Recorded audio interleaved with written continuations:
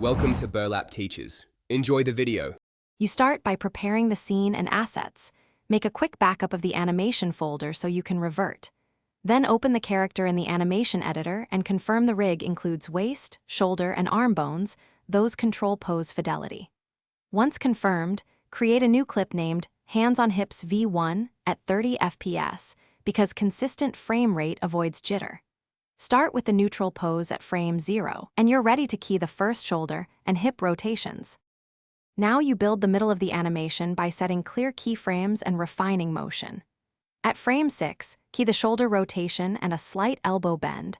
At frame 12, place the hands on the hip plates. Make the waist rotate subtly, plus 3 degrees one way, then minus 6 degrees the other way to sell weight shift.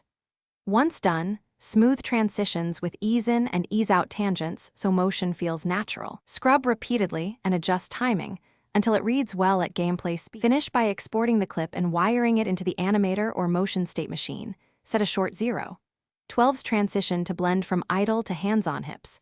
Then test and game across camera angles and with IK enabled, making sure hands don't clip through pockets or weapons. If you see clipping, offset hand positions by 1 to 2 pixels, adjust collision masks, or slightly shorten arm length.